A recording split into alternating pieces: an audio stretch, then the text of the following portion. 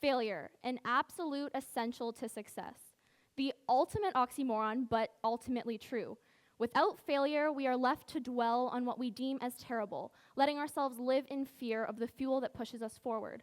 Harnessing this ability to be resilient and to bounce back is what allows us to grow and achieve. So by defining certain events as failures, we are giving it the power to set us back, the power to affect our stability. So let me ask, how do you define failure? Well, last February, I got my very first B of all time ever. Now, I know this may not sound like a big deal, and it really isn't, but to me and my impossible standards, it made me an absolute failure. The grade that shall not be named was on my very first math test of my grade 10 year, on the unit that everyone found to be beyond easy, radicals and exponents. And it wasn't just radicals and exponents, I'm pretty sure it was like adding and subtracting radicals and exponents. It really couldn't get any easier. That night before the test, I did my usual study session. As though I knew everything there was to know about the unit, there was no way the perfectionist in me was not going to study for an upcoming test. So that next day, I walked into the test more confident and more well-studied than ever. I did the test within 30 minutes, and of course with the rest of my time spent redoing each question and scrupulously checking every single answer that I had. That bell rang, I handed in the test, and I didn't even think about it after I had done it. That was until I got it back. I remember looking down at the scribbled 85% on my page and my heart sinking to my feet. Expressionless, I walked back and sat down at my desk, imagining how all my future dreams of being a surgeon or a CEO had been taken away now that this B had stained my perfect record. I remember my friends frantically waving their hands in front of my face and telling me that I looked frozen. But the bell eventually rang, and I continued on my walk home, expressionless and frozen. But that second I got home, I rammed my laptop open and wrote an extensive email to my math teacher about how I didn't write that test. It simply wasn't me. I don't know who did it, but it wasn't me. There was no way I got a B on that test. This was followed by me going in early to class next day and further explaining my doppelganger situation. I asked if there was any extra credit I could do or if I could retake the test in its entirety to fix my failing grade. But of course, the answer was no. That next day, I wrote him another email, followed by me coming into class early and speaking to him again. I did this again the day after that, and the day after that, and also the day after that. It's safe to say this process repeated itself for a good 1 to 2 weeks.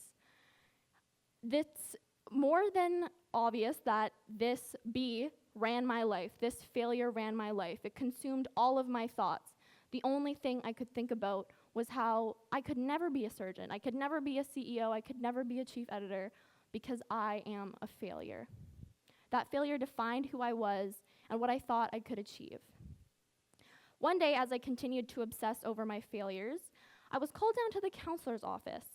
Little did I know, but my math teacher had actually been speaking to my counselor this whole time. So after awkwardly sitting there for 1 minute and refusing to make eye contact, all my counselor said to me was, "This isn't you."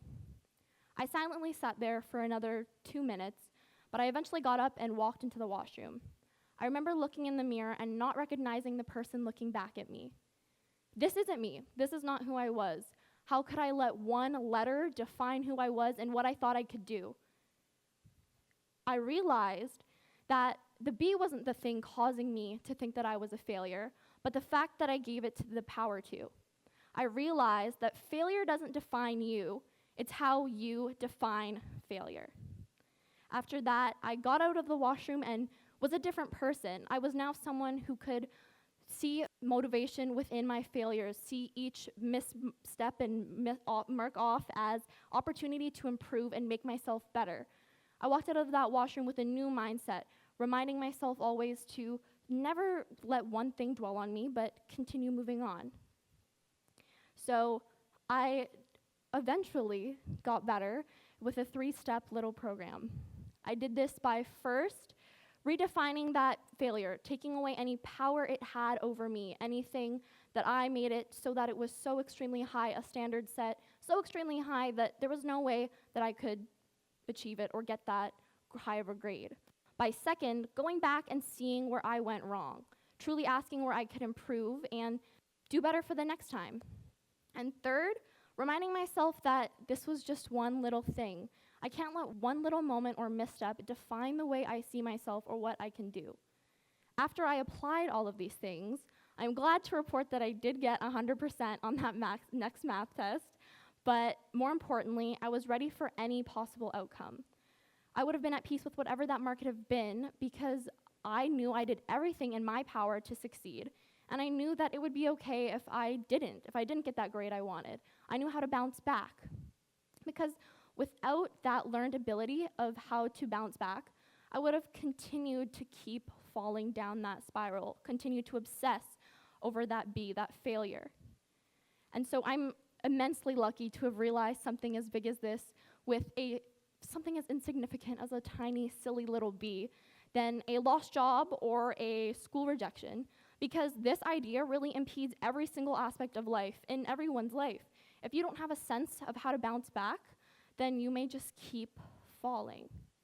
Now, this makes me especially afraid for others like me, especially in my generation, where we've all seemed to develop this obsessive tendency due to whatever. It's something that we all possess. We all have an obsession.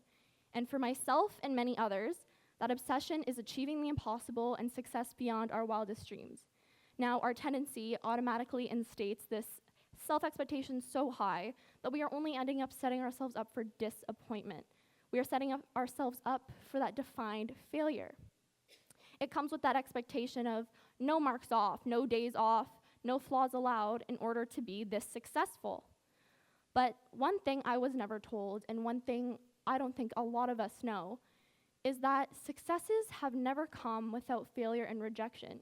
You are not successful if you have not bounced back, if you have not faced adversity.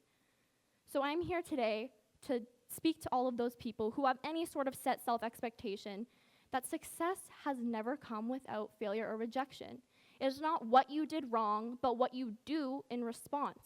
You cannot let those little missteps, those 0.5s off, define your life or how you're going to live it. Simply embrace the fuel that fuels your fire. Embrace that mark off and improve for the next time. Now, don't get me wrong. Definitely still that student who will tend to overthink and overstress.